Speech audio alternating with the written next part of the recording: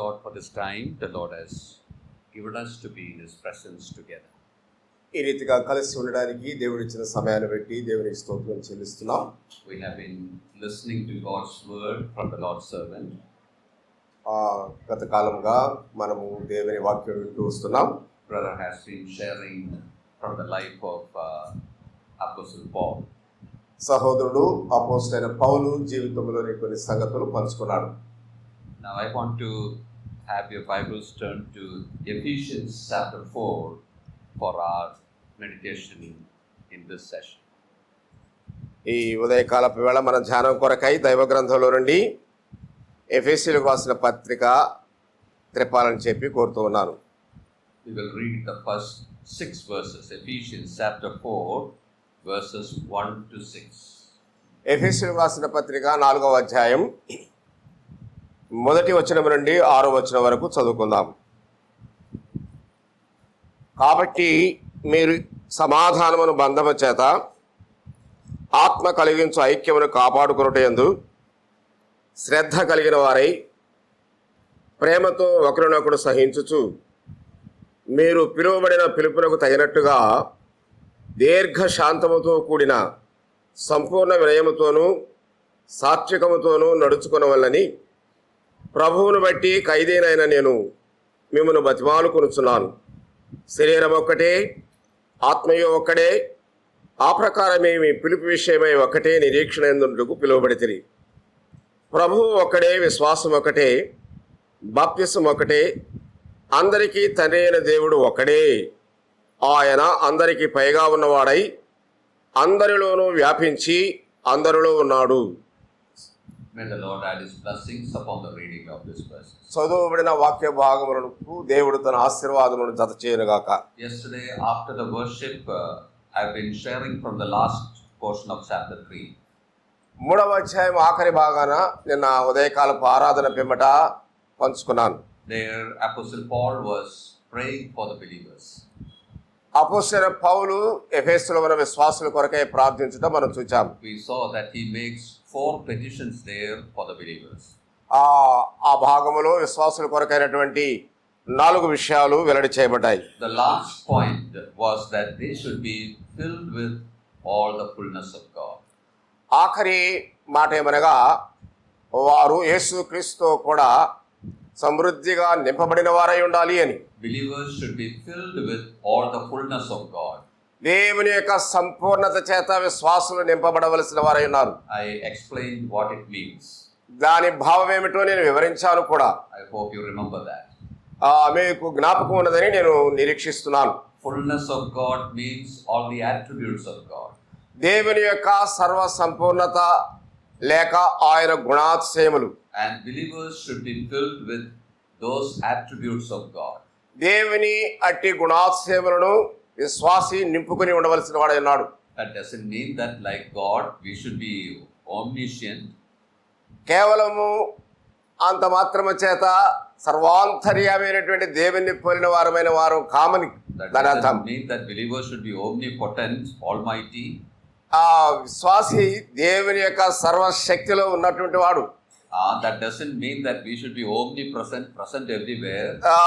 ఆయన సర్వాంతర్యామి ఉన్నాడు, అందుచేత మనం కూడా సర్వాంతర్యాములుగా ఉంటామని కాదు. Those are qualities only God can have. కేవలం అట్టి దైవ గుణములను మాత్రమే మనం కలిగి ఉండవలసిన వారముగా ఉంటున్నాం. We cannot become all knowing or almighty or anything. మనము అంత మాత్రమే చేత అన్ని ఎరిగిన వారముగా సర్వశక్తి కలిగిన వారముగా ఉండలేము. But there are certain qualities that we should have in our life. అయితే కొన్ని గుణాలు మన జీవితాల్లో కలిగి ఉండవలసిన వారమై ఉంటున్నాం. Love should be there in us. మనలో ప్రేమ ఉండాలి. Holiness ought to be there. పరిశుద్ధత ఉండాలి. Weakness should be there. దీనత్వం ఉండాలి. Long suffering should be there. దీర్ఘశాంతం ఉండాలి. You remember all that items in the fruit of the Spirit should be there in our life. ఆత్మ ఫలములో ఇవన్నీ కూడా మీరు చూస్తున్నారు, అవి మనం కలిగి ఉండాలి. In its fullness we see all those qualities in the Lord Jesus Christ. యేసుక్రీస్తు సర్వ సంపూర్ణతలో ఇట్టి గుణాలన్నీ మనం చూడగలం. And Jesus Christ is the image or the expression of, manifestation of that invisible God. యేసు క్రీస్తు ప్రభు అదృశ్యుడైన దేవుని యొక్క తత్వమును ఆయన యొక్క మూర్తిమంతమునై ఉండి ఆయన శరీరధారిగా భూలోకానికి దిగి ప్రత్యక్షమయ్యాడు. So all the attributes of God, invisible God, we see in the Lord Jesus. అదృశ్యుడైన దేవుని గుణ లక్షణములన్నీ కూడా దృశ్యంగా యేసు క్రీస్తు ప్రభువునందు మనం చూడగలం. And those qualities of the Lord Jesus Christ should be seen in the life of believers. ఆ యేసు క్రీస్తు ప్రభువు కలిగినటువంటి గుణగణాలను విశ్వాస జీవితంలో కూడా మనం చూడాలి. So when Apostle Paul prays that believers should be filled with all the fullness of God, that means we should have Christ likeness in us.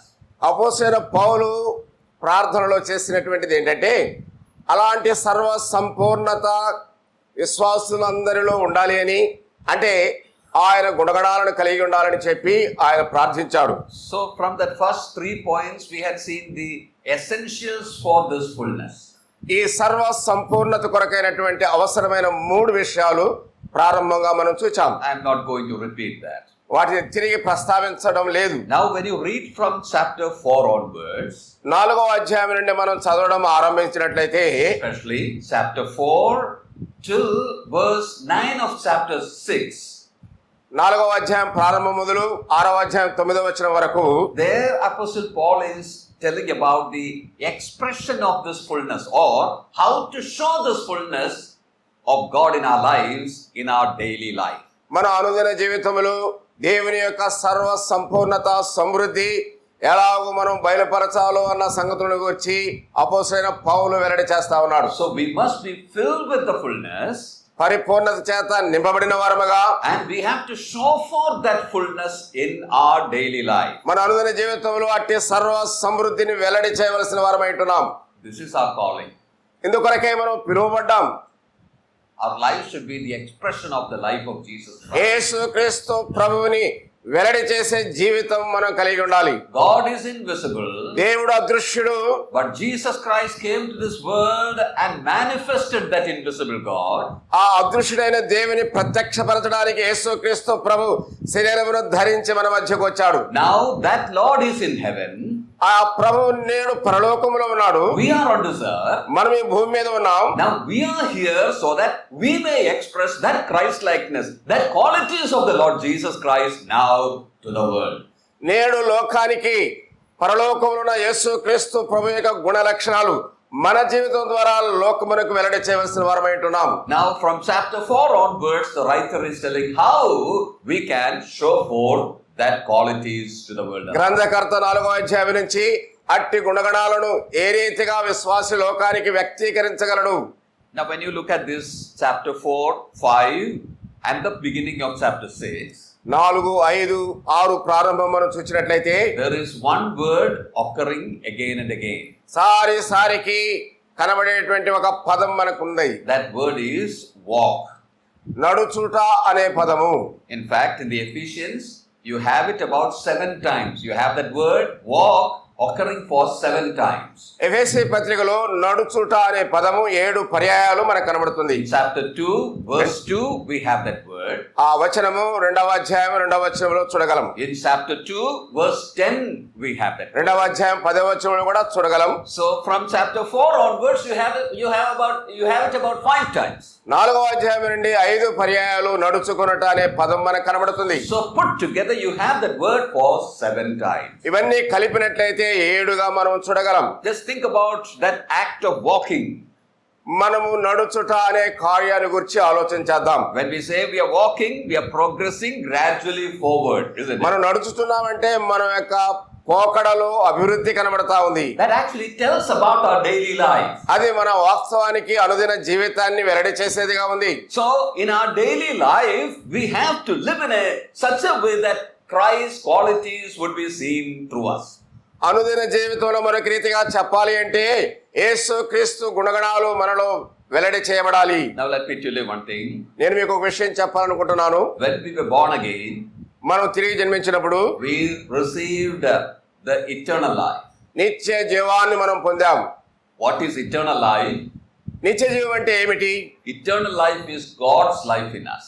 అంటే దేవుని యొక్క జీవం మనలో ఉండుటయే నిత్య జీవం. If we have God's life within us, దేవుని జీవం మనలో ఉన్నట్లయితే we are also partakers of divine nature. దైవికమైనటువంటి స్వభావంలో మనము కూడా పాలిభాగస్తులమై ఉంటాం. You see, when we were born, we have the human life. మనం ఈ లోకములో జన్మించినప్పుడు మానవ సంబంధమైన శరీరం మనకు As we have that human life, ఈ మానవ సంబంధమైన జీవితం మనకు ఉన్నప్పుడు we have the human nature. అలాగే మానవ సంబంధమైనటువంటి కోరికలు కూడా ఉంటాయి. So when we are born again, మనం తిరిగి జన్మించినప్పుడు we have God's life. దేవుని యొక్క జీవం మనకున్నది. As we possess God's life, అలాగూ దేవుని జీవం పొందిన మనము we have that divine nature, God's nature also. దేవుని స్వభావం అనగా దైవికమైన స్వభావం కూడా ఉండాలి. Those qualities of Jesus Christ is there within us. యేసు క్రీస్తు యొక్క గుణగణాలు మనలో కూడా ఉండాలి. But it should be expressed in all the contexts we conduct ourselves. మన జీవితంలో చేసే ప్రతి పనిలో ఆయన గుణాలు ప్రత్యక్షపరచబడాలి. That's what Paul is telling from chapter 4 onwards. అదే పౌలు 4వ అధ్యాయం నుంచి చెప్తున్నాడు. But let us confine ourselves to the portion that we read just now. మనం చదువుకున్న వాక్య భాగం వరకే మనం పరిమితమై ధ్యానం చేద్దాం. In verses 1 to 6 in chapter 4, Paul is asking us to walk worthy of the calling. 4వ అధ్యాయం 1 నుండి 6 వచనాలు మనం చూసినప్పుడు ఆ వాక్య భాగములో మీరు పిలువబడిన పిలుపునకు తగినట్టుగా నడుచుకునడి. Walk worthy of the calling. మీ పిలుపునకు తగినట్టుగా మీరు నడుచుకునడి. You have that in verse 1 itself.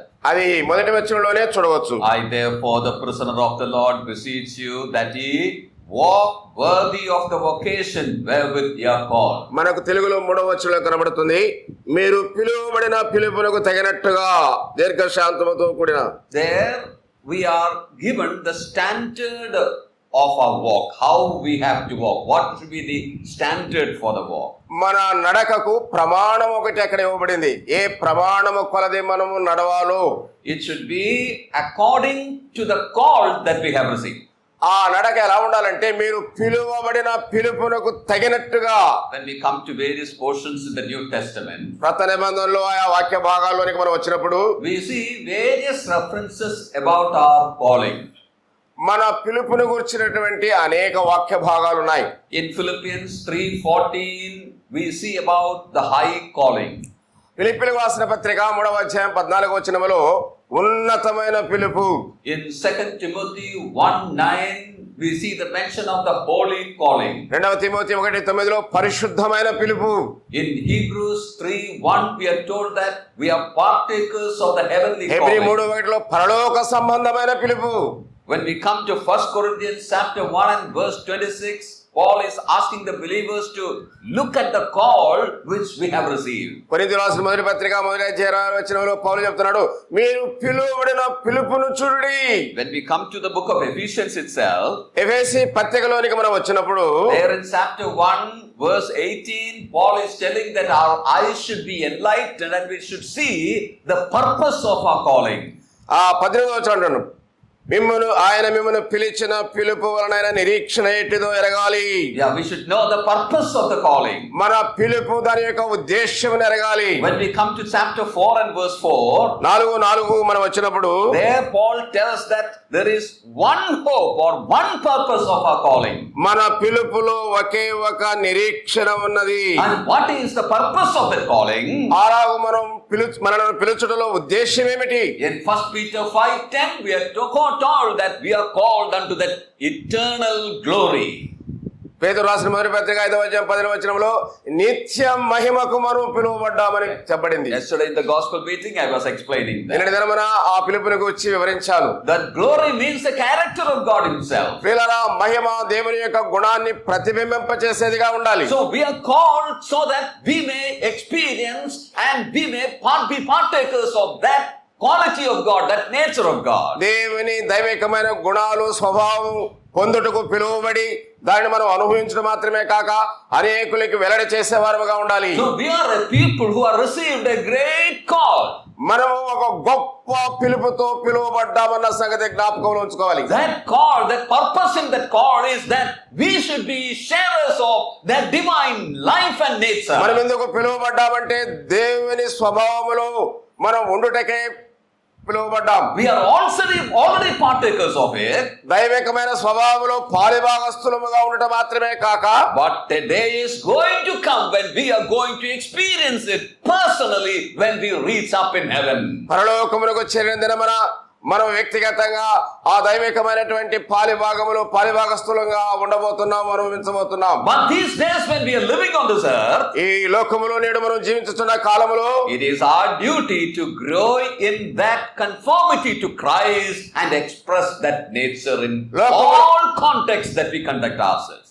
మన నడకలో ప్రవర్తన అంతటిలో కూడా యేసు క్రీస్తు ప్రభు గుణ లక్షణాలను కలిగిన వారముగా, ఆయన సారూప్యమునకు తేబడే వారముగా మనం జీవించాలి.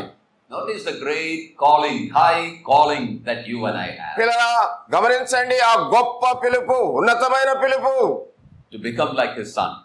నీవు ఆయన కుమారునిగా ఉండుటకై, To be sharers and means of expression of his nature. ఆ యొక్క దైవ స్వభావమును కలిగి ఉండటం మాత్రమే కాక వెల్లడి చేసే వ్యక్తిగా.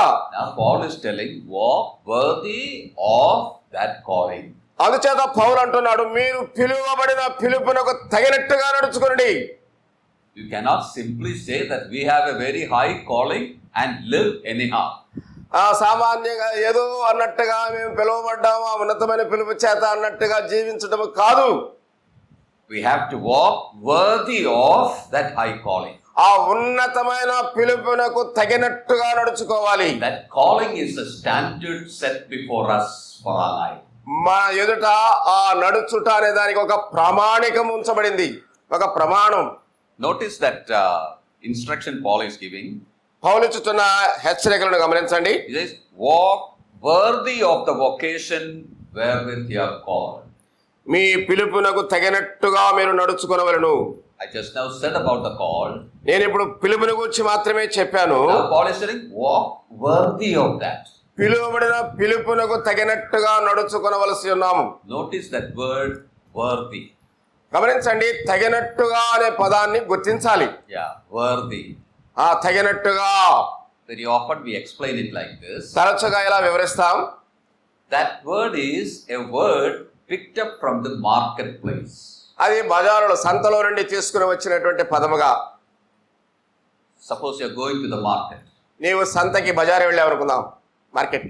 And you're going to buy, say, tomato or something.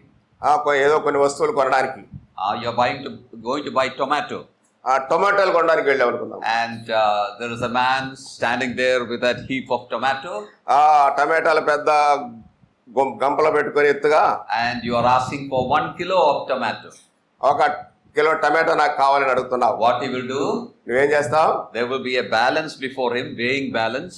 అతని ముందు ఒక త్రాసు ఉంటుంది, తూచే త్రాసు. We all have seen that. నువ్వు దాన్ని చూస్తావు కదా. And he will take 1 kilo weight. 1 kilo బరువు అందులో చూస్తావు. And he will keep it on one side. దాన్ని ఒక ప్రక్కన ఉంచుతాడు. And then he will pick up the tomatoes. ఆ తర్వాత టమాటాలు తీసుకుంటాడు. And he will put it on the other side. ఒకవైపు 1 కిలో తూకపు రాయి, మరొక వైపు ఆ తూకానికి తగినట్టుగా టమోటాలు. Then what he will do? ఆ తర్వాత అతను ఏం చేస్తాడు? He will look at the needle. అది తిరుగుతాడు, ముళ్ళు దగ్గర చూస్తూ ఉంటాడు. I hope you have seen that. మీరంతా చూశారు కదా తక్కడ పాత్రలు. Nowadays there are this weighing, digital weighing machines and all. ఇప్పుడు ఎలక్ట్రానిక్ తూకాలు వచ్చాయి. This other with the needle and all that earlier we used to have. అక్కడ ఒక సూది ఉంటుందంట, ముళ్ళు తిరుగుతూ ఉంటది. So he will look at that needle. ఆ ముళ్ళు చూసి, and when that needle is in the middle, when it comes to the middle, మధ్య స్థానానికి ఆ ముళ్ళు వచ్చినప్పుడు, that means the tomato is now 1 kg of tomato. ఇప్పుడు టమాటాల బరువు 1 కిలో సరిగ్గా ఉన్నది. Suppose that needle is coming toward the tomatoes. టమాటాల వైపు ఆ ముళ్ళు వచ్చింది అనుకుందాం. What he will do? అతను ఏం చేస్తాడు? That means tomato is more. ఎక్కువ టమాటాలు ఉన్నాయి, కిలోకి మించి అని he will take up 1 or 2 tomatoes from there. 1-2 ఆ గుంపులోంచి తీసుకుని టమాటాలు, and then he will look at the needle again. మరలా ముళ్ళు చూస్తా ఉంటాడు. If the needle is toward the weight, ఇట తూకపు రాయి తట్టు ముళ్ళు వచ్చినట్లయితే he will put some more tomatoes this ఆ side. మరికొన్ని టమాటాలు అందులో వేస్తాడు. So he will adjust that needle until it comes to the middle. సరి అయినటువంటి స్థానానికి ఆ ముళ్ళు వచ్చేంత వరకు అతడు టమాటాలను సరిచేస్తాడు. The word used for equalizing that scale, equalizing that needle, bringing that needle in the middle is the word used over here వీళ్ళ for మనకు worthy. తగినట్టుగా అనేటువంటి పదం చెప్పబడింది కదా. ఆ తూకములో ఉంచబడినటువంటి ముళ్ళు ఆ రెండింటిని సమముగా చేసేదిగా ఉన్నట్లుగా ఉండాలి అని. I hope you understood it. అది మీకు అర్థమైందని నేను నమ్ముతున్నాను. The word used there for worthy means like that seller equalizing that scale, we should equalize our life. ఎలాగూ అమ్మేవాడు ఆ తూకాన్ని సరిగ్గా సరిచూడడానికి ఆ ముళ్ళుని మధ్య స్థలానికి తీసుకుని వస్తాడో అలాగే మనం కూడా మన జీవితాన్ని చక్కగా అలా మధ్య స్థలానికి తీసుకుని వచ్చి సరైన రీతిగా తూకం వేయబడినట్లుగా నడవాలి. On the one side you keep our calling. ఒకవైపు మనం పిలుపు ఉంది. What is the calling? ఏమిటా పిలుపు? We are called to become like Christ. We are called to become like Christ. క్రీస్తును పోలి ఉండినట్లుగా మనం పిలువబడ్డాం. We are called for Christ likeness, to be conformed to the image of Christ. యేసు క్రీస్తు యొక్క స్వరూపములో ఏర్పడుట నిమిత్తమై మనం పిలువబడ్డాం. So keep the calling on that side. ఒకవైపు ఆ విషయాన్ని ఉంచుదాం. And on the other side, మరొక వైపు keep your life. నీ జీవితాన్ని పెట్టు.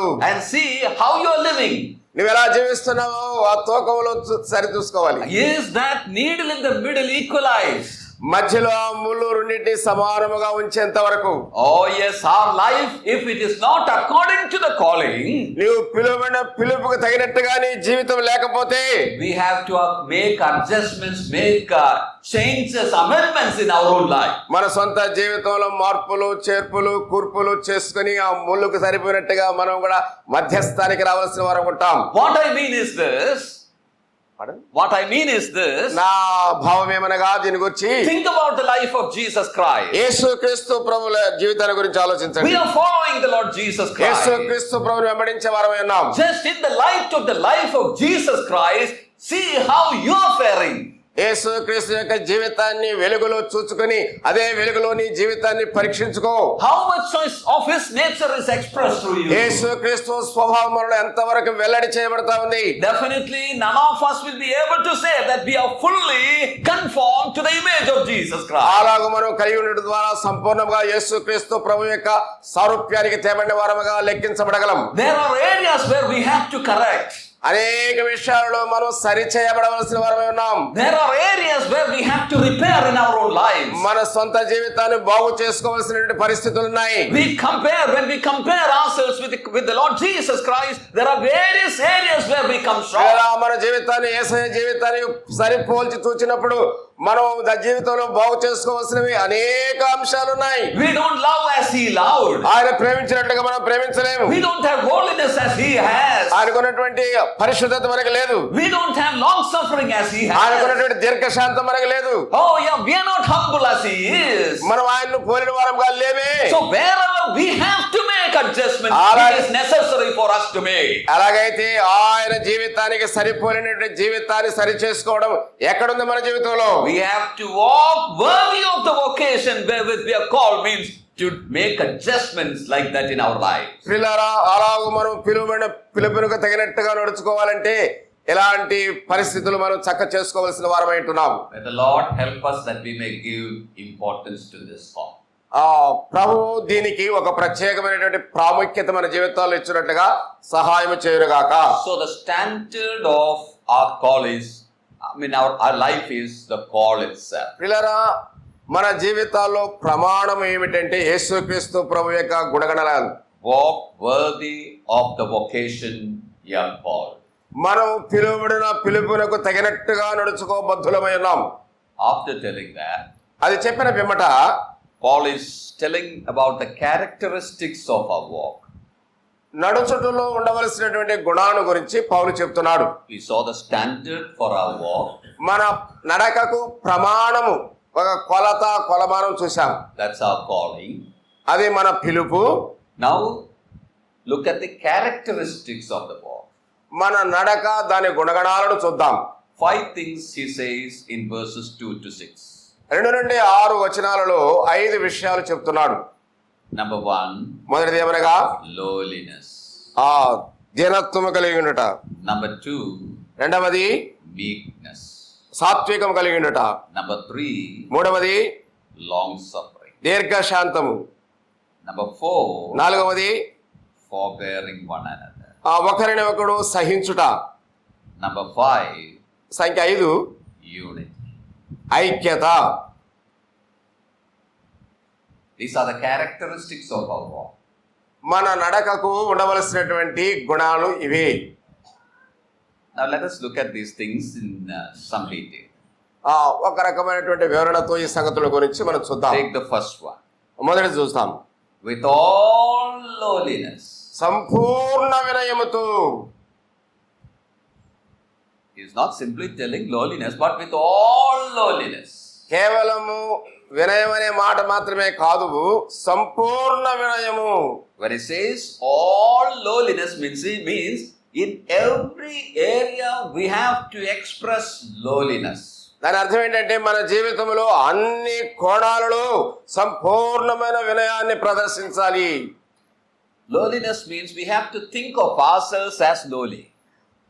వినయం అంటే మన గురించి మనమే ఆలోచించుకోవాలి, మనం ఎంత వినయ మనస్కులంగా ఉన్నామో అనేది. As we see in chapter 2 of Philippians, we have to think of others as greater than us. 2వ అధ్యాయం ఫిలిప్పీయులకు రాసిన పత్రికలో ఇతరులను మనకంటే గొప్పవారముగా మనం ఎంచాలి. Or as we see in chapter 5 of Galatians, we have to consider ourselves servants to others.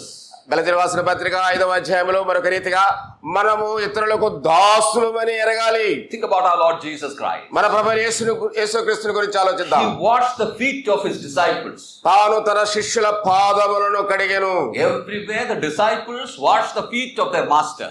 వాస్తవానికి శిష్యులు తమ యజమాని యొక్క పాదాలు కడుగుతారు ఎక్కడైనా. But just think of it, Jesus, the master, washed the feet of the disciples. ఆలోచించండి, యజమాని శిష్యుల పాదములను కడుగుట. That's lowliness. అదే వినయం అనేది. Considering the disciples as greater, as a means of serving, as an object to serve.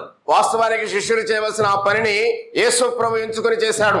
Similar attitude we ought to have also. పిల్లరా, అట్టి వినయ స్వభావం మనలో ఉండాలి. When you come to Philippians chapter 2, ఫిలిప్పీయులకు రాసిన పత్రిక 2వ అధ్యాయానికి వచ్చినప్పుడు Paul says, let this mind be in you. ఇట్టి క్రీస్తు యేసు కలిగిన ఈ మనస్సు మీరును కలిగి ఉండుడి. Then he goes on to explain that mind of Christ. ఆ తర్వాత యేసు క్రీస్తు యొక్క వినయాన్ని ఆయన విశదీకరిస్తూ వెళ్తున్నాడు. Being in the form of God, he thought it not robbery to be equal with God. దేవుని స్వరూపం కలిగిన వాడై ఉండి దేవునితో సమానముగా విడిచిపెట్టకూడని భాగ్యమని ఎంచుకొనక He took human flesh on him.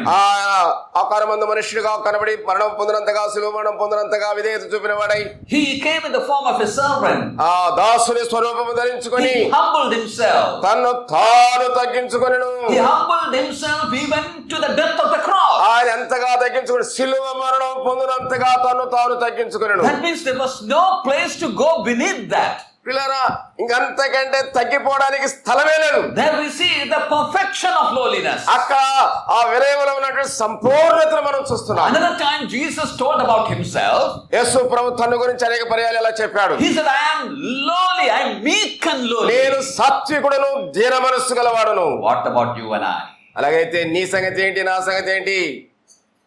We say that we are following Christ. మనం ఏం చెప్తామంటే మేము యేసు ప్రభుని వెంబడించే వారము. But where is this quality of the Lord Jesus Christ? ఆ ప్రభుని యేసు క్రీస్తు వారి యొక్క గుణాలు ఎక్కడున్నాయి నీ జీవితంలో? When you come to the original Greek language, ఆ ప్రాచీనమైనటువంటి గ్రీకు మూల భాషలోనికి మనం వెళితే the New Testament was originally written in Greek language. క్రొత్త నిబంధన గ్రీకు భాషలో మొదట వ్రాయబడినది. Not in Telugu, okay. Telugu కాదు. Not in Telugu. తెలుగులో రాయబడలేదు క్రొత్త నిబంధన. Not in English. ఆంగ్లంలో కూడా రాయబడలేదు. It was originally written in Greek language. వాస్తవానికి అది గ్రీకు భాషలో మాత్రమే మొదట వ్రాయబడినది.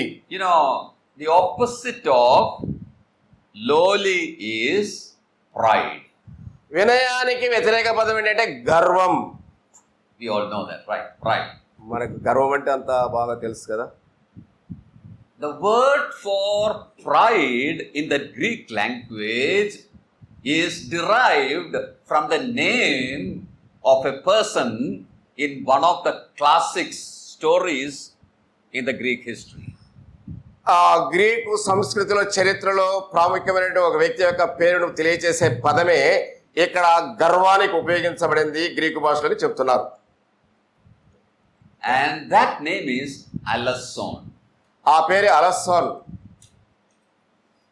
If you look at that story, ఆ కథ మీరు చూసినట్లయితే Alasson was standing near a sea. అలస్సోను ఒక సముద్ర తీరములో నిలిచి ఉన్నాడు. And far away in that sea, there were many ships anchored. ఆ అనేక ఓడలు లంగరు వేయబడినవి సముద్రంలో చూస్తున్నాడు. And he was looking at those ships. ఆ ఓడలు చూస్తా ఉన్నాడు అక్కడ సముద్రం ఒడ్డున నిలిచి. Another man came that side. మరొక వ్యక్తి ఆయన ప్రక్కకు వచ్చాడు. He saw Alasson looking at the ships. అలస్సోను ఆ ఓడలు చూడడం ఈయన చూచాడు.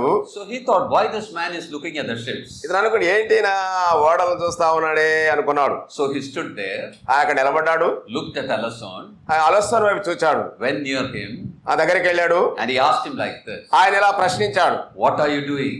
ఏంటి నువ్వు చేసేది? Why are you looking at the ships? ఎందుకు ఆ ఓడల వైపు చూస్తున్నావు? Alasson said like this. అలస్సోను ఇలా చెప్పాడు, You do not know me? నేనెవరో నీకు తెలీదా? I am the owner of those ships. నేనే ఆ ఓడల యజమానిని. I and my group, we just round the world in the ship.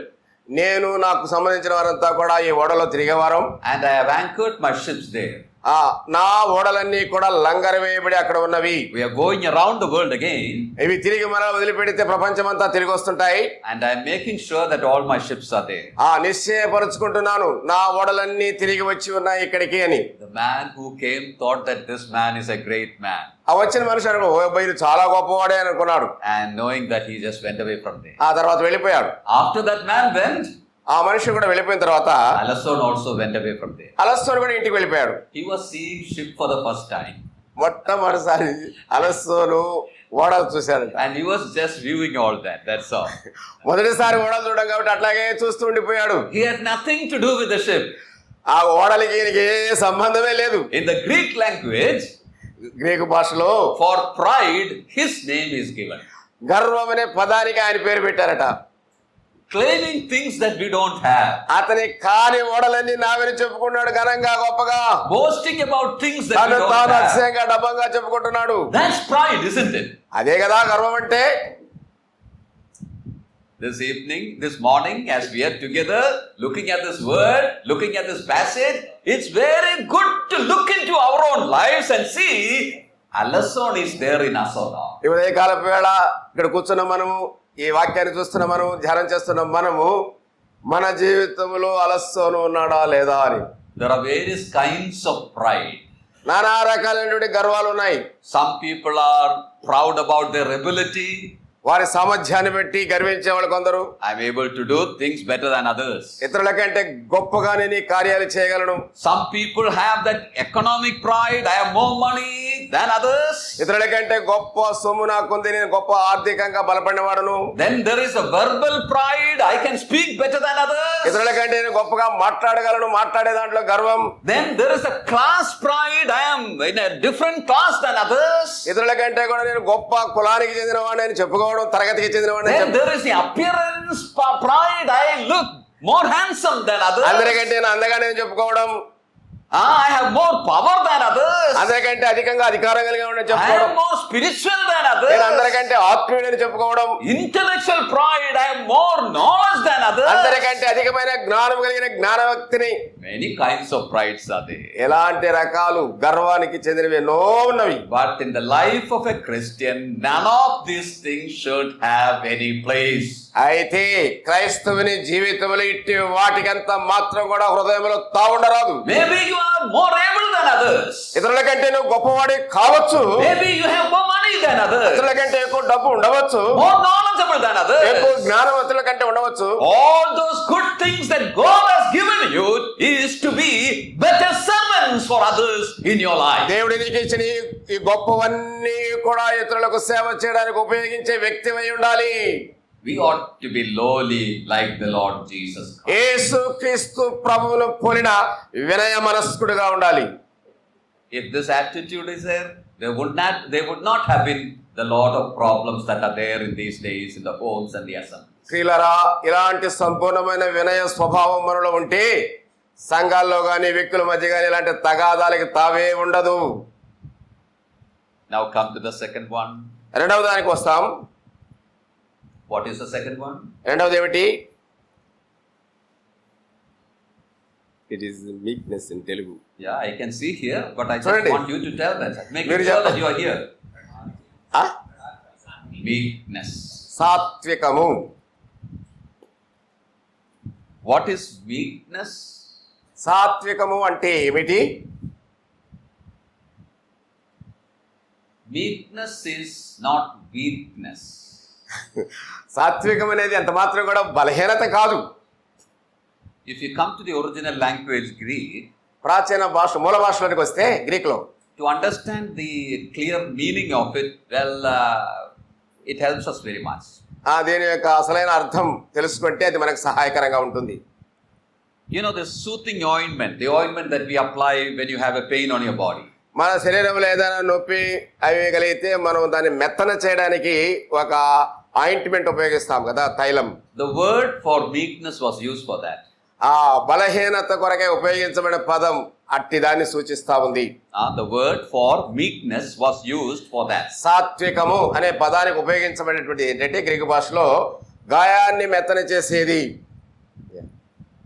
Secondly, రెండవది, think about a cool breeze. చల్లని గాలిని గురించి ఆలోచిద్దాం. The word used for meekness was used for that also. సాత్వికం అనే పదానికి ఉపయోగించబడిన పదం కూడా చల్లని గాలి, తాకిడి. Think about an animal which is tamed, which is domesticated. మనం పెంచుకునే జంతువులు ఒక దాన్ని సాధు చేసిన దాన్ని మనం ఆలోచించేద్దాం. This word was used for that also. అలాగూ జంతువులను సాధు చేయడానికి ఉపయోగించబడిన పదం కూడా సాత్వికం అనే పదానికి సరిపోయింది. I mentioned 3 applications for this word. ఈ సాత్వికం అనే పదానికి 3 ఉదాహరణలు చెప్పాను నేను. It was used for soothing ointment. మన చర్మాన్ని లేక ఆ యొక్క వాపులు సరిచేసే దానికి ఉపయోగించే తైలం. It was used for cool breeze. ఆ చల్లని గాలి మనకు చల్లబరిచేదిగా ఉండేది. It was used for tamed animals. ఆ జంతువులను సాధు చేసేది. Now, think about those 3 ideas and apply it to this word. ఈ 3 విషయాల గురించి ఆలోచన చేసి ఈ వాక్యానికి వాటిని అన్వయించుకుందాం. You get the meaning of meekness. అప్పుడు సాత్వికుడు అనే దానికి భావం, అర్థం సంపూర్ణంగా తెలుసుకుంటాం. We should be soothing to others. మనం ఇతరుల్ని అలా చేసేవారముగా ఉండాలి. వాళ్ళని We should be cool, like a cool breeze. వాళ్ళని మనం ఎట్లా అంటే వాళ్ళని నెమలపరిచే వాళ్ళగా ఉండాలి. వారికి చల్లని గాలిలాగా ఉండాలి. We ought to be tamed. వారికి మనం సాధు చేసేవారముగా కూడా ఉండాలి. Having all these qualities is having meekness. ఇట్టి గుణగణాలన్నీ కలిగిన వ్యక్తి సాత్వికుడు. Many a time, అనేక పర్యాయాలు instead of being soothing to others, ఇతరులను ఇతరులని మెత్తన చేసేదానికి బదులు we inflict pain on others. వాళ్ళని బాధించేదానికి గుచ్చుతాం. ఇంకా Instead of being like a cool breeze, వాళ్ళకి చల్లని గాలితో వారిని పరవశించేదానికి బదులుగా we are like the storm, we are like a deluge. ఒక అపవాది వలె, తుఫాను వలె వాళ్ళ మీద దాడి చేసిన వారం అవుతాం. Instead of being tamed, వారిని సాధుపరచడానికి బదులుగా we behave unruly. ఏమాత్రం కూడా మనసు లేని క్రూరత్వం కలిగిన వారుగా ఉంటాం. The Lord expects you and I to have weakness in our life. ప్రభు నీ నుండి నా నుండి ఎదురు చూచేదేమనగా మనము ఇట్టి సాత్వికులముగా ఉండాలి అని. Think about our Lord Jesus Christ again. మన ప్రభు యేసుక్రీస్తు గురించి మరలా ఆలోచిద్దాం. He said, I am meek and lowly. I am meek. నేను సాత్వికుడును, దీన మనస్సు గలవాడును, నేను సాత్వికుడును. When we come to Numbers chapter 12, సంఖ్యాకాండం 12వ అధ్యాయానికి వచ్చినప్పుడు there in verse 3, 3వ వచనం, there about Moses we are told that he was meek among all those who are there. 12:3 సంఖ్యాకాండంలో భూమి మీద ఉన్న మనుషులందరూ అందరిలో మోషే మిక్కిలి సాత్వికుడు అని చదువుతాం. Weakness was not weakness there. అక్కడ సాత్వికం అనేది బలహీనతగా లేదు. When you come to Galatians chapter 5, గలతీయులకు రాసిన పత్రిక 5వ అధ్యాయానికి వచ్చినప్పుడు there in verse 23 we see meekness as one of the items in the fruit of the Spirit. 23వ వచనంలో ఆత్మ ఫలమేమనగా అనే దానిలో ఈ సాత్వికం కూడా ఒక ఫలంగా ఉంది. That means when we yield ourselves to the working of the Holy Spirit within us, పరిశుద్ధాత్మక మనం అప్పగించుకున్నప్పుడు He produces this meekness within us. మనలో ఇట్టి సాత్వికాన్ని ఆయన బయలుపరుస్తాడు. Dear brothers and sisters, the Lord expects this quality from our life. ప్రియ సోదరి సోదరులారా, మనలో ఇట్టి గుణం కావాలని ఎదురు చూస్తున్నాడు ప్రభు. We ought to be meek. మనము సాత్వికులమై ఉండాలి. Lowliness, వినయము, meekness. సాత్వికము. What is the third one? మూడవది ఏంటి? Long suffering. దీర్ఘశాంతము. When you come to the original meaning of this word, there also it is quite interesting. మూల భాషలో ఈ పదానికి ఉపయోగించబడినటువంటి పదం అది కూడా చాలా ఆసక్తికరంగా ఉంటుంది. If you translate that word used in the original language literally, వ్రాయబడినట్టుగా మూల భాషలో ఉన్న పదాన్ని మనం తర్జుమా చేసినట్లయితే it will be somewhat like this. అది ఈ రీతిగా ఉండబోతా ఉంది. We should have long nose. మనకు పొడవైన ముక్కు ఉంది. We should have long nose. కోపం ఎక్కువ అన్నట్టుగా. I will explain that. దాని గురించి According to the Hebrew idea, Hebrew తలంపు ఏమిటి అంటే they thought that anger is produced inside the nose. Anger begins inside the nose. మన ముక్కు లోపల ఒక ఈ లంగరం ఉన్నట్టుగా. Anger. కోపం. Sorry. Anger begins inside the nose. కోపం అనేది ఎక్కడ ప్రారంభమవుతుందంటే మన ముక్కు లోపల నుంచి. And if the nose is small, మన ముక్కు చిన్నదైతే anger comes out fast. ఈ కోపం ఇంకా వేగంగా వస్తుంది బయటికి. Because it's only a short distance to travel. ఎందుకంటే అది మనం బయటికి రావడానికి చిన్న ముక్కు కాబట్టి తొందరగా అధికంగా వస్తుంది. Just come out very fast. వెంటనే వేగంగా వచ్చినట్టుగా. If it is long, మన ముక్కు పొడవుగా ఉంటే that anger to come from inside to outside, it takes more time. లోపల నుండి వెలుపల రావడానికి కొంత సమయం పడుతుంది కాబట్టి అట్లా ఉంటుంది. So when you say long suffering, it means you should have long nose. కాబట్టి దీర్ఘశాంతము నువ్వు కలిగి ఉండాలంటే నీ కూడా దీర్ఘమైన పొడవైన ముక్కు ఉండాలి. So better massage your nose to make it long. కాబట్టి ఆ ముక్కుని పొడవు చేసుకోవడానికి మర్దన చేయాలి. We should be long suffering. దీర్ఘశాంతము కలిగిన వారమై ఉండాలి. Think about our Lord Jesus Christ again. మరలా మన ప్రభువైన యేసుక్రీస్తుని గురించి ఆలోచించేద్దాం. If you see how the Lord, traveled and trained those 12 for the 3.5 years, there itself we see the long suffering of the Lord. యేసుక్రీస్తు ప్రభు 12 మంది అపొస్తలులను ఏర్పరచుకొని వారితో ప్రయాణం చేస్తూ వారికి తర్బీదిస్తూ వారితో గడిపిన కాలమే దీర్ఘశాంతానికి సూచనగా ఉంది. Normally we think when Jesus Christ was with the disciples were all, grown up people. వాస్తవానికి యేసు ప్రభువుతో ఉన్నటువంటి శిష్యులంతా కూడా పెద్దవారు. We think that they were grown up people. వాళ్ళు ఏమనుకుంటారంటే మాకు అంతా తెలుసు పెద్దవాళ్ళం అన్నట్టుగా ఉంటారు. If you see some of the paintings also, you will see them, Peter and all with bald head and all that. ఈ అపోస్తలు బొమ్మలు పెయింట్ చేసి ఉంటారు కదా, ఆ బొమ్మలు చూస్తే పేతురికి పెద్ద గడ్డము తల ఉన్నట్టుగా చూస్తాం. But that is not the truth. అది ఎంత మాత్రం కూడా వాస్తవం కాదు. It is understood that except Peter, all the other disciples were under 20. పేతురు మినహా మిగతా శిష్యులందరూ కూడా 20 ఏళ్ల కింద ఉన్నవారే. It is commonly understood that John was the youngest among them. ఉన్నవారందరిలో కూడా అతి చిన్న వయస్కుడు యోహాను. He was some 12 or 13 years old. బహుశా 12-13 సంవత్సరాల ప్రాయం కలిగిన వాడు. That's why he sat in the bosom of the Lord Jesus Christ. అందుకని యేసు ప్రభు యొక్క రొమ్మును ఆనుకొని కూర్చునేవాడు. That small he was. అలాంటి వాడు. Just think about Jesus Christ going around all Palestine with such little boys. అలాంటి చిన్న పిల్లలతో కూడా యేసు ప్రభు 3.5 సంవత్సరాల పాటు తిరిగాడు, పరిచర్య చేశాడు. He was long suffering toward them. వాళ్ళ పట్ల ఆయనకున్నంత దీర్ఘ శాంతం ఎవరికి లేదు. Even on the cross of Calvary we see the long suffering of the Lord. కల్వరిలో మనం ఆయన దీర్ఘ శాంతాన్ని మనం చూడగలం. There were enemies about the Lord Jesus Christ always. శత్రువులు ఆయన దూషించుచూ ఉండగా unto all of them he was long suffering. అందరి ఎడల ఆయన గొప్ప దీర్ఘశాంతాన్ని చూపాడు. That long suffering ought to be exercised in our life also, in every area we conduct ourselves. ప్రియులారా, మనం నడిచే ప్రతి నడకలో కూడా ప్రభువైన యేసుక్రీస్తు వారు చూపిన దీర్ఘశాంతమును మనం ప్రదర్శించాలి. When we come to 1 Corinthians chapter 13, మనం కొరింథీ రాసిన మొదటి పత్రిక 13వ అధ్యాయానికి వచ్చినప్పుడు there in verse 4 we are told that love is long suffering. ఆ ప్రేమ దీర్ఘకాలము సహించును అని చదువుతాం. That means long suffering is the product of the agape love within us. దేవుని ప్రేమ అగాపే అంటే ఆ ప్రేమ ఇచ్చేటువంటి ఫలితం ఏంటంటే దీర్ఘశాంతమే. May the Lord help us, we may be able to express that in every area. మన జీవితాల్లో అన్ని కోణాలు బట్టి దీర్ఘశాంతాన్ని ప్రదర్శించేటట్లుగా ప్రభు మనకు సహాయం చేయనుగాక. Now the fourth thing is forbearing one another. ఒకరినొకడు సహించుట. నాలుగవది Forbearing one another. ఒకరినొకడు సహించుచు. You see, the Lord has taken us from, saved us from various backgrounds. అనేక రకాల చరిత్రల గుండా మనల్ని ఆయన రక్షించాడు కదా. ఒక్కొక్కరికి ఒక చరిత్ర ఉంది. Even our temperaments are different. మనకు ఉండేటువంటి పరిస్థితులు కూడా, మన భావోద్వేగాలు కూడా వేరుగా ఉంటాయి. Our nature is different. మన స్వభావం కూడా ఒకరికొకరు వేరుగా ఉంటుంది. Lot of differences are there. ఎన్నో రకాలైనటువంటి వ్యత్యాసాలు ఒకరికి ఉన్నాయి. So there is necessity for forbearing one another. అందుచేత ఒకరినొకడు సహించుట ఎంతైనా అవసరం. We should bear with others.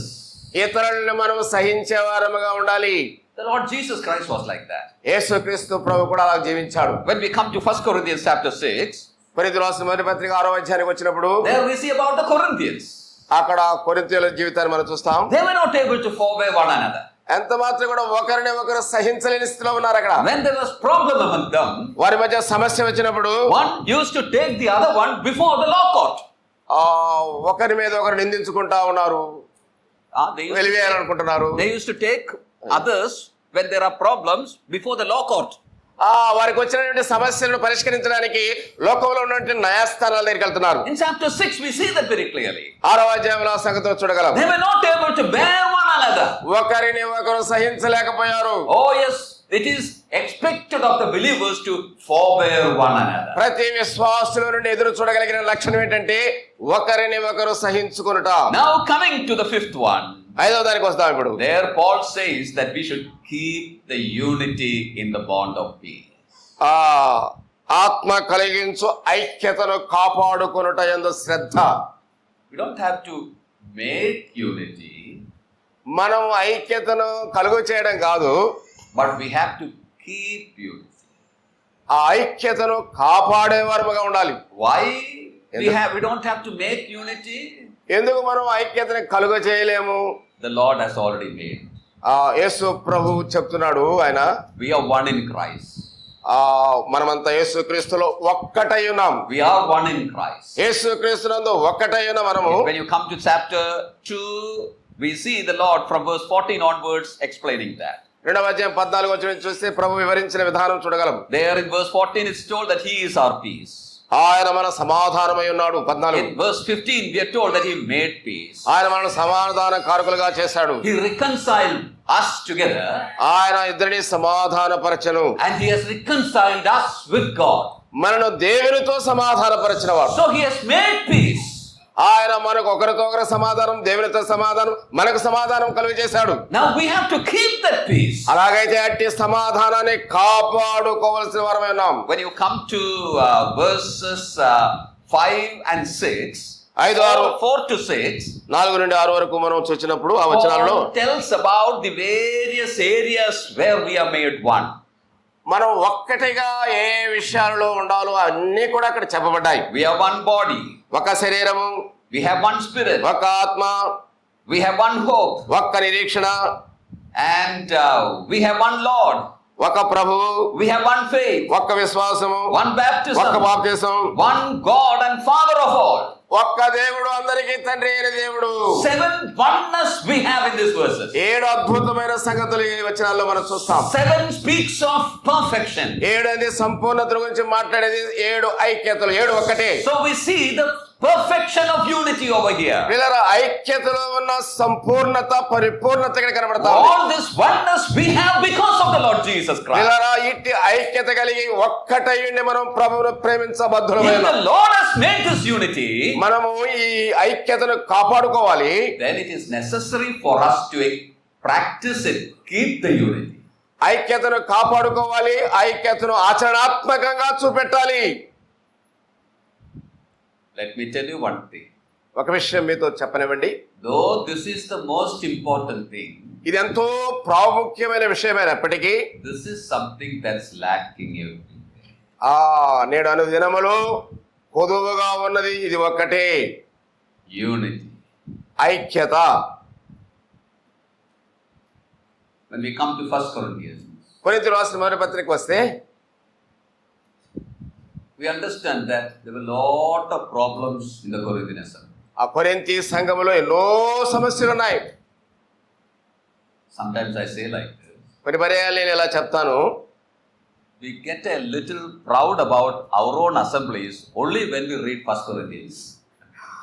కొరింథీయులకు రాసిన మొదటి పత్రిక మనం చదువుకున్నప్పుడు వారి స్థితిగతులు చూసినప్పుడు మనము మన సంఘాలు ఎంతో గొప్పవని చెప్పుకుంటున్నాం.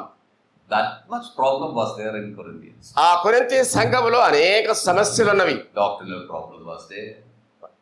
Doctrinal problem was there. సిద్ధాంతపరమైనటువంటి సమస్య, Moral problem was there. నైతికమైనటువంటి సమస్య, Leadership problem was there. నాయకత్వ సమస్య, Disunity was there. అనైక్యత సమస్య, All sorts of things were there. అనేక రకాలైన సమస్యలు ఉన్నాయి. Our assemblies are far better than that. మన సంఘాలు కొరింథీ సంఘం కంటే ఎంతో శ్రేష్టమైనవి. Now let me tell you one thing. నేను మీకు ఒక విషయం చెప్పాలనుకుంటున్నాను. When Paul deals with all those problems in 1 Corinthians, ఆయనను పౌలు ఆ కొరింథీలో ఉన్నటువంటి వారిని ఎలా సంధించాడో మొదటి పత్రికలో మనం చూడవచ్చు.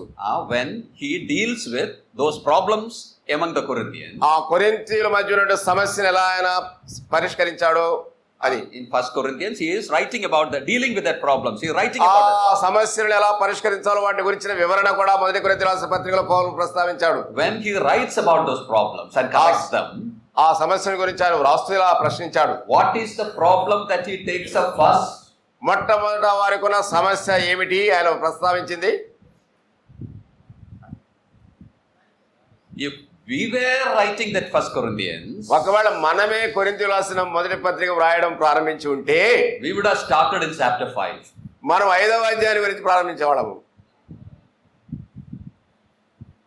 But you know what he takes up first? అయితే పౌలు మొట్టమొదట ప్రస్తావించిన విషయం ఏంటంటే తెలుసా? Unity.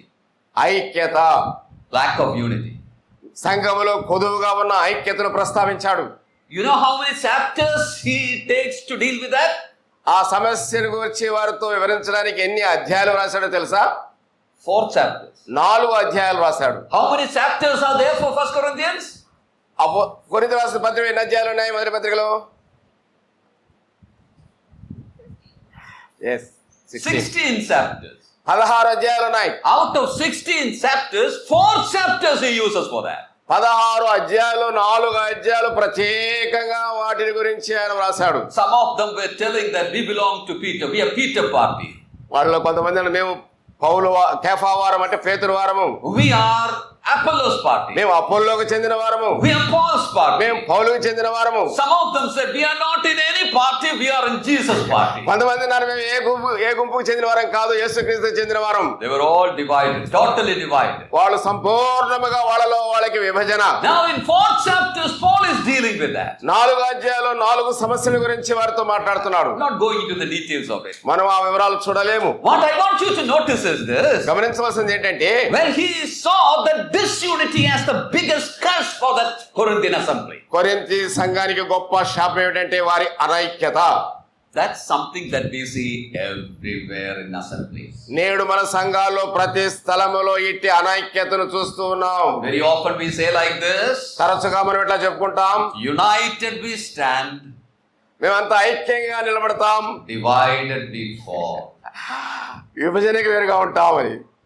If we are divided, we cannot fulfill the purpose for which we are planted here. పిల్లరా, ఇక్కడ ఎందుకొరకే నాటబడ్డామో ఆ యొక్క దేవుని ఉద్దేశాన్ని మనం ఇట్లా చేస్తే నిర్వర్తించలేము. Oneness ought to be there. ఐక్యత, ఏకత్వం అనేది సంఘంలో If ఉండాలి. that oneness is there, love will be there. ఏకత్వం ఉంటే ప్రేమకు ఉండాలి. Caring for one another will be ఒకరిని there. ఒకరు సహించే స్థితి ఉండాలి. Bearing burdens each other will be ఒకరి పట్ల there. ఒకరు ఆశ కలిగి వారికి సహాయపడేటట్టు ఉండాలి. Encouragement will be there. ఒకరినొకరు పురికొల్పేవారంగా ఉండాలి. Well, how much is seen these qualities in the gatherings these days? నేటి దినాలు ఇలాంటి గుణగణాలు ఎక్కడ ఏ సంఘంలో మనం చూడగలం? I often say like this. తరచుగా నేను ఎలా చెప్తాను, What the Lord did in Babel, Satan is now doing in Bethel. ప్రియులారా, బాబెలులో సాతాను చేసిన కార్యము నేడు బేతేలు అనగా ఆయన సంఘములో చేస్తా ఉన్నాడు. What God did in Babel, Satan is now doing in దేవుడు Bethel. బాబెలులో వాడిని చెదరగొట్టాడు, అలాగే ఇప్పుడు సాతాను సంఘాల్లో చేరి చెదరగొడుతున్నాడు. What is Bethel? బేతేలు అనగా ఏమిటి? Bethel is the house of God. బేతేలు అనగా దేవుని మందిరం. I'm not referring to any assembly which has that name Bethel. No. నేను ఏదో స్థానిక సంఘాన్ని ఉద్దేశించి చెప్పే మాటలు కాదు ఇవి. బేతేలు పేరు పెట్టుకున్న గురించి కాదు. I'm telling you about the local assembly. నువ్వు దేవుని సహోదరుల సహవాసంలో ఉన్నప్పుడు I'm telling you about the local assembly. స్థానిక సంఘముల గురించి చెప్తున్నాను. Local assembly is the house of God. స్థానిక సంఘములో కూడా అలాంటి పరిస్థితి. Satan is dividing the local assemblies these days. స్థానిక సంఘాన్ని కూడా విభజించడానికి సాతానుడు ప్రవేశించాడు. What did the Lord do in Babel? బాబెల్లో దేవుడు ఆ కార్యం చేస్తే He divided the language there. అక్కడ భాషలు తారుమారు చేస్తే There are people who were building together. One day they were not able to understand పేరు each other. సంపాదించుకోవడానికి ఒక గొప్ప గోపురం కట్టడం ప్రారంభిస్తే వారిని చెదరగొట్టాడు. అక్కడ Same thing we see in the assemblies these నేను days. అదే కార్యాన్ని సాతాను ద్వారా సంఘాలు చూస్తున్నాం. How can we build together? ఎలాగో మనం కలిసి కట్టగలం సంఘాన్ని? How can we do anything for the glory of God? దేవుని మహిమ కొరకే ఎలా కార్యాలు చేయగలం? Why am I telling all these things? ఎందుకు నేను ఇవన్నీ చెప్తున్నాను అంటే, Brothers and sisters, we ought to come back and keep the unity that God has given Priya to సోదరా us. సోదరి, తిరిగి మరలా మనం ఐక్యత అనే పదానికి వచ్చి ఐక్యత కలిగిన వారంగా, ఒక్క టై ఉన్నట్లుగా ఒక మనస్సు కలిగిన వారంగా చేద్దాం. Again, let me tell you, we don't have to make unity. Let us keep the unity. ప్రియులారా, ఐక్యతను కలిగిద్దాం, ఐక్యతను కాపాడుకుందాం. There are a lot of things I can go on telling, but I don't want to. నేను చెప్పాలంటే extend it. చాలా సంగతులను ఒకదాని వెంబడి చెప్పగలను. May the Lord help us that we may remember these things and keep in our own lives. దేవుడి మాటలు మనం జ్ఞాపకం చేయబడి మనము మన జీవితాల్లో వీటిని అనుసరించుదుము గాక. We are looking at the expression of the fullness of God. దేవుని యొక్క సర్వ సంపూర్ణత ప్రత్యక్షపరచుటను గురించి మనం చూస్తూ వచ్చాం. Walk worthy of the vocation wherewith we are called. మీరు పిలువబడిన పిలుపునకు తగినట్టుగా నడుచుకునుడి. What is the standard for our walk? మన నడకకు ప్రమాణం ఏమిటి, కొలమానం ఏమిటి? The calling that we have received. ప్రభు మనం పిలిచిన పిలుపు, దాన్ని గురించినటువంటి What is the calling? ఏమిటా పిలుపు? To become like Christ. క్రీస్తును పోలిన వారముగా ఉండుటకై పిలువబడితిమి. You should become like Christ. యేసు క్రీస్తు వలె మనం ఉండుటకు ఎదగాలి. Each and every day examine your life and see how much you grow up into Christ. అనుదినము నీవు నీ జీవితాన్ని నిశ్చితంగా పరిశీలించుకోవాలి. ఆత్మీయ జీవితంలో యేసు ప్రభువును పోలి పెరుగుతున్నావా, ఎదుగుతున్నావా? Do I have that qualities in the Lord Jesus? ప్రభువైన యేసు క్రీస్తు గుణగణాలు నాలో ఉన్నాయా? And if we see areas where we are not up to the mark, మనకు నిర్దేశించినటువంటి ఆ ప్రమాణమునకు మనం చేరుకోలేకపోతున్నాం, వాటిని గుర్తించిన వారమై it is necessary for us to humble before the Lord and seek His help that we may. మనము ఆ దేవాది దేవుని ఎదుట వినయ మనస్కులమై వాటిని చక్క చేసుకోవడానికి ప్రార్థించవలసిన వారమై ఉంటున్నాం. Each and every moment equalize the scales, equalize the machine. ఆ టమాటాలు అమ్మేవాడు టమాటాలు ఆ తూకపు రాయిని ఒకటిగా చేసేంత వరకు. I hope you remember the explanation I gave. నేను ఇచ్చినటువంటి ఈ సాదృశ్యాన్ని తగిన అనే పదానికి సరిపోయిందిగా. And we were looking at the characteristics of such a walk. అంత మాత్రమే కాదు, యేసు క్రీస్తు ప్రభు యొక్క గుణగణాలను కూడా మనం చూస్తాం. We were looking at the characteristics. దాని యొక్క గుణగణాలను, సౌశీల్యాన్ని చూస్తున్నాం. 5 things. 5 విషయాలు. All lowliness. సంపూర్ణ వినయము. Not lowliness to certain people. వినయము అనేది కొంతమందికి కాదు. To certain people, even unbelievers show lowliness. విశ్వాసుల్లో కూడా వినయం అనేది ఉంటుంది.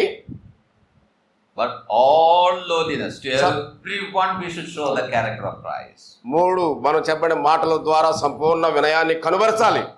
Meekness, సాత్వికం, long-suffering, దీర్ఘశాంతము, forbearing one another, ఒకరినొకరు సహించుట, unity. ఐక్యతను కాపాడుకొనుట.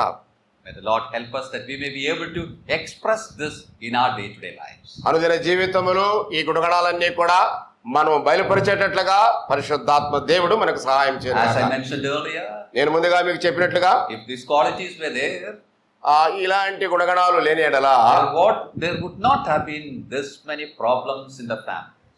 దీనివల్ల అనేక సమస్యలు కుటుంబాల్లోనే సంఘంలోనే ఉత్పన్నమవుతాయి. We are not able to forbear one another. ఒకరిని ఒకరు భరించాలి, సహించాలి. In the assemblies, these qualities should be expressed. ప్రతి స్థానిక సంఘానికి ఇట్టి గుణగణాలు ఉండాలి. When we exercise this, express these qualities, ఈ గుణగణాలను మనం ఎప్పుడైతే ఆచరణాత్మకంగా మనం ఉంచుకుంటామో we will be able to say that we are walking worthy of that great call that we have received. అప్పుడు మాత్రమే మనం చెప్పగలము, పిలువబడిన ఆ గొప్ప పిలుపునకు తగినట్టుగా మేము నడుచుకుంటూ ఉన్నాము.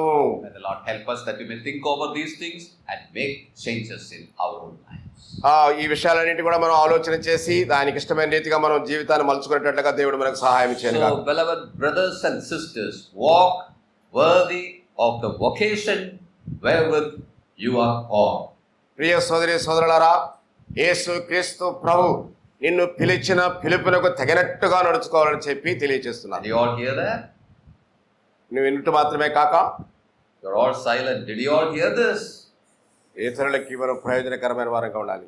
Come on, say yes or no. All of you. అందరూ So walk worthy of the vocation wherewith you are called. మనము ఎట్టి పరిస్థితుల్లో పిలువబడ్డామో పిలువబడిన పిలుపునకు తగినట్టుగా నడుచుకుందాం. May God bless you as you think of it. వీటి గురించి ఆలోచన చేస్తుండగా దేవుడు మిమ్మల్ని దీవించును గాక. Amen. ఆమేన్.